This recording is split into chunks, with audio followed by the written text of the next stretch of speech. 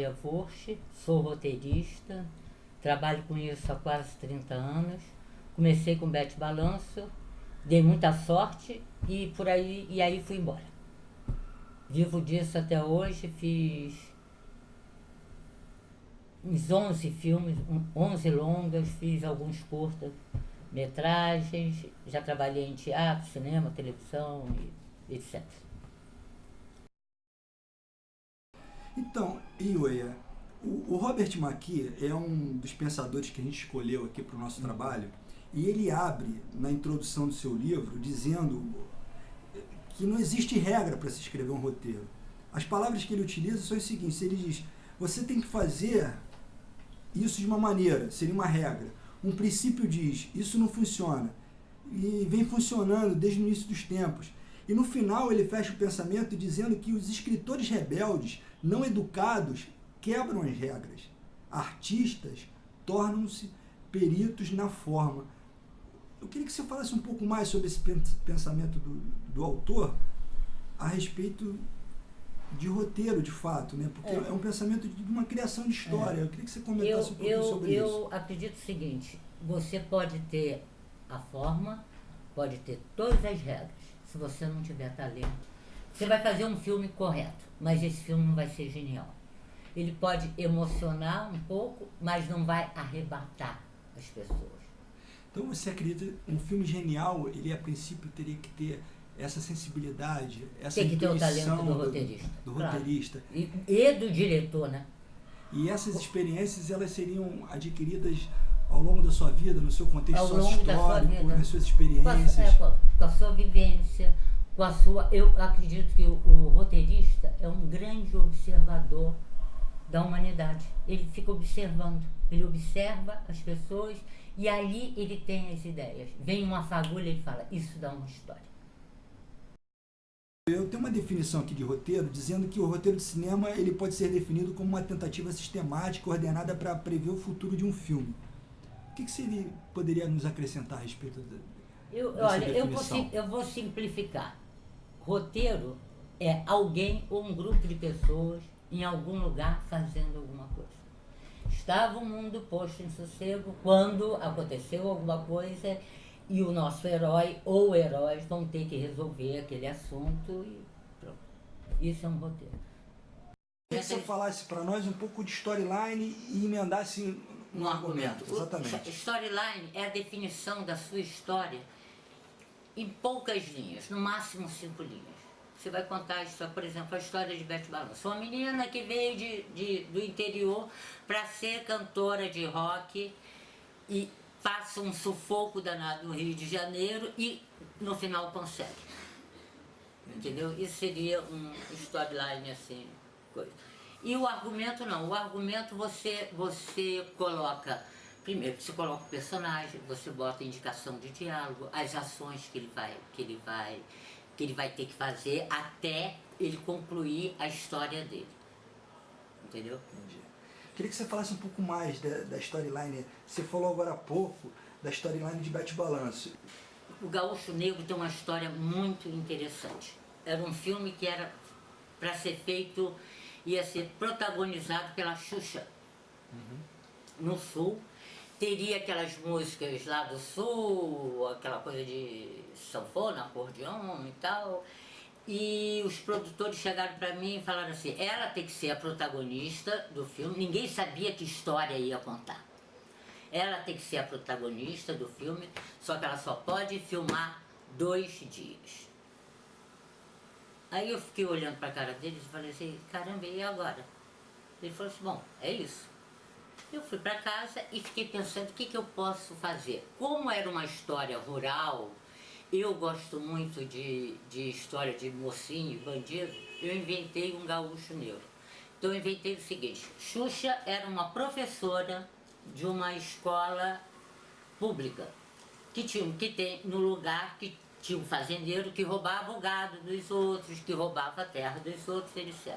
À noite ela se vestia de gaúcho negro, e voltava com o gado, tirava a cerca do lugar e botava. Então é o seguinte, a gente gravou 2 dias ela dando aula e os outros dias ela era um dublê vestido de gaúcho negro pintando e bordando. O super objetivo de cada filme, a gente poderia afirmar que seria o eixo de cada história?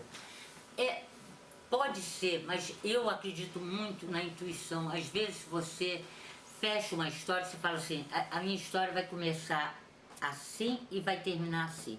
E no meio da história surgem coisas, os próprios personagens começam a falar com você e a tomar outras direções. E aí você vai seguindo e fecha. Quando isso acontece é muito bom, que aí você não se comportou, não escreveu com as regrinhas, entendeu? Você deixou a sua intuição, a sua inspiração levar a história. Geralmente quando acontece isso, o filme dá muito certo. Quando você segue a regra toda direitinho, não dá certo não. E como é que é o primeiro passo, assim, quando você vai começar a escrever, esse primeiro passo, ele surge a partir de alguma coisa que você viu no teu cotidiano, na rua, que te chamou a atenção? Pode ser. Pode ser. Pode ser. As histórias que você já criou, elas sempre tiveram essa relação com o inusitado, com o inesperado? Ou a grande maioria fazia parte do cotidiano e de circunstâncias que te surpreendiam? A grande maioria faz parte do cotidiano, né? Todo roteirista, além de ele tem que ser um observador, né? Ele tem que ficar observando.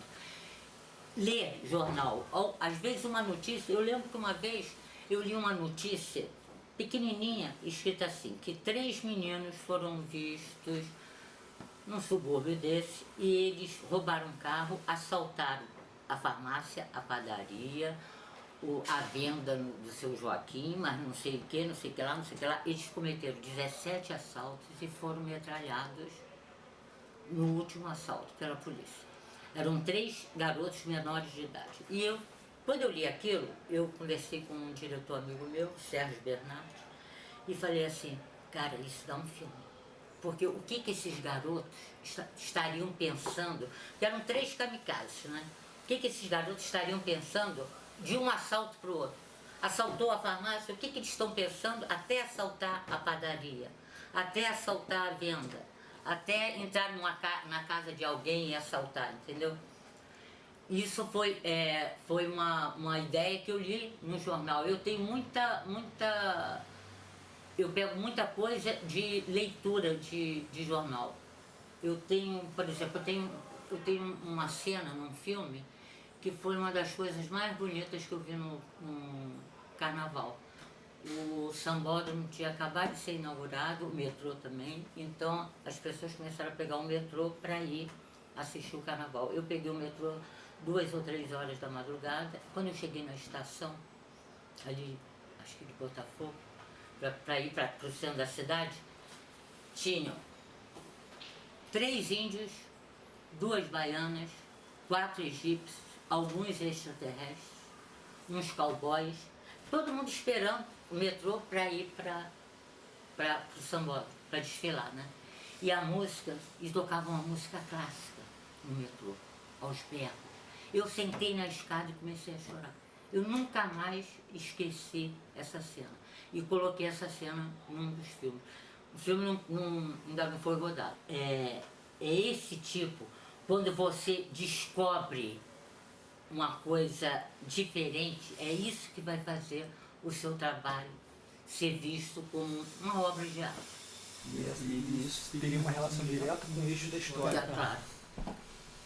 Certo. E como é que você pode interferir, na verdade, como pode interferir o tempo vivido, a duração, a localização? Como é que você trabalha com esses 3 aspectos? O roteirista, ele não conhece o mundo de sua história. Aqui, na verdade, o Robert ele diz o ambiente da história, ele diz que é quadridimensional, dividido em período, duração, localização e nível de conflito. Uhum. Então ele nos afirma, o Robert, no livro, que essa relação quadridimensional é que faz de fato que os problemas surjam e aconteçam de forma eu acho que tudo a tem ter uma coerência lógica. Tudo tem que estar ligado. Por exemplo, o roteirista, ele pode não saber, ele sabe aonde vai ser filmada a história dele. Ele tem que imaginar a locação. que ele vai usar.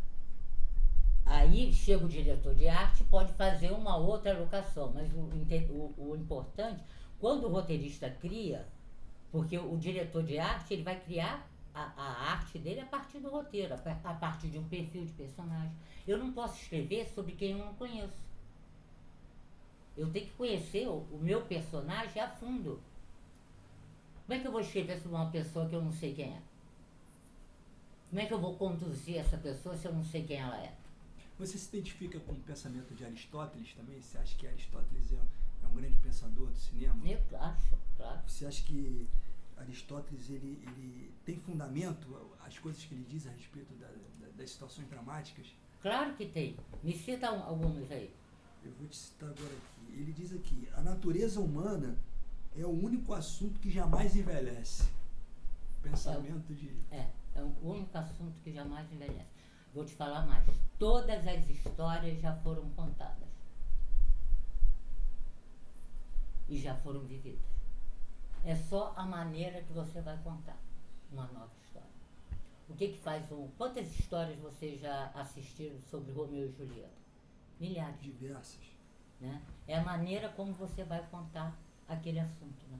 Agora, outra coisa que eu acho que as pessoas devem prestar atenção, por isso que um roteirista tem que ser um observador, é porque a realidade é sempre mais cruel do que a ficção. E é sempre mais fantástica do que a ficção. Por mais louca que você faça a ficção, a realidade é muito mais louca. O Robert McKee, ele diz também aqui que o design, no caso, o desenho dos personagens, ele começa com um arranjo de dois aspectos principais. O primeiro é a caracterização e o segundo é o verdadeiro personagem. Repetindo, a caracterização é a soma de todas as qualidades observáveis, uma combinação que faz do personagem único. Uma aparência física, maneirismos, estilo de vida, gesticulação, sexualidade, idade, QI, profissão, personalidade, atitude, valores onde mora, como mora. E o verdadeiro personagem ele só se expressa em um dilema de escolha, como a pessoa age sob pressão e é quem ela, quanto maior a pressão, mais verdadeira e profunda é a escolha da personagem. A chave verdadeira da personagem é o desejo, ele afirma. É o desejo. Quando você vai... Porque tudo começa... Você tem a ideia, né? Você faz uma sinopse, aí você faz um perfil de personagem. Aí, quando você escolhe o seu protagonista, você coloca nele todos os seus desejos. Tudo o que aquele personagem vai precisar para ele concluir a missão dele naquela história. Entendeu? Agora, eu acho o seguinte, o ator contribui muito para isso. Quando o ator encarna o personagem, e aí ele cria vida, né? Porque, na verdade, você cria uma pessoa imaginária e o ator, ele entra dentro daquela coisa que você imaginou e dá vida àquilo.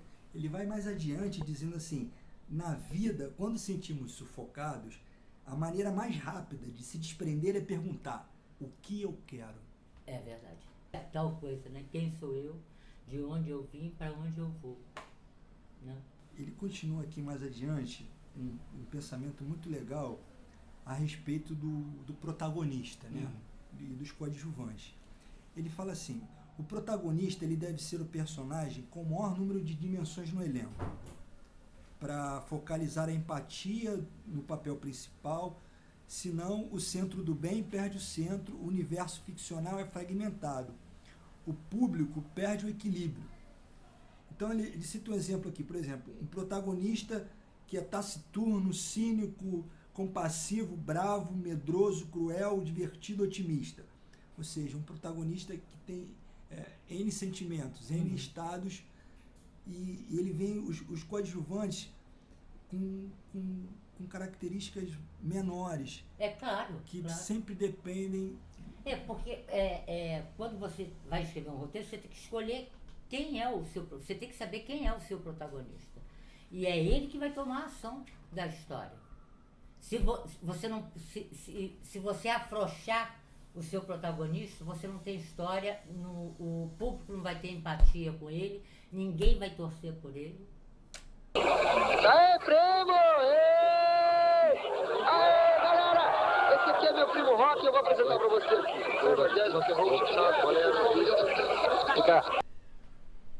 E olha, como é que você definiria para nós o que é o plot principal e plot paralelos?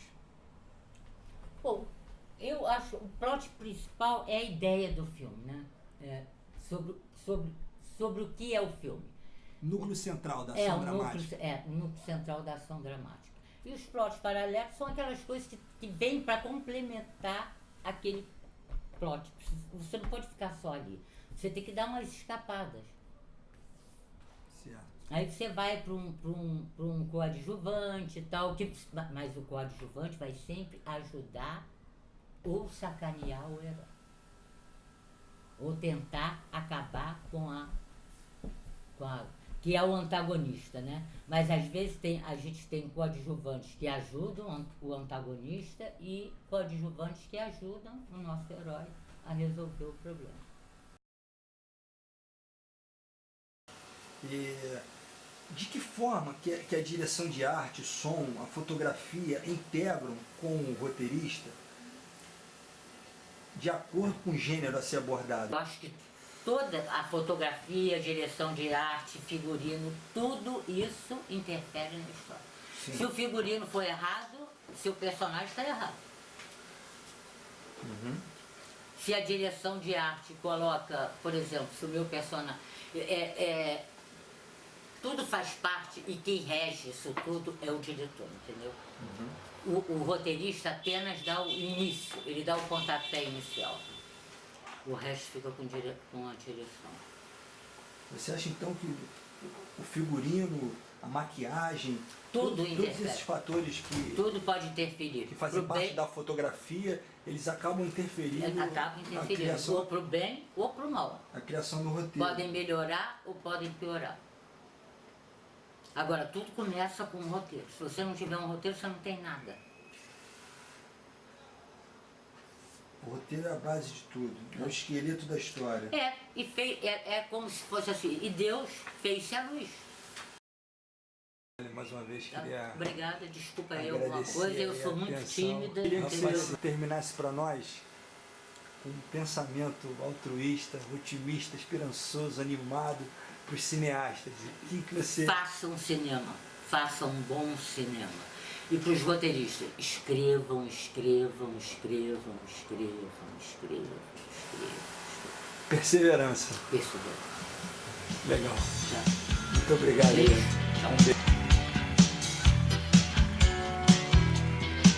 Pode seguir a tua estrela, o teu brinquedo de estar fantasiando em segredo o ponto onde quer chegar.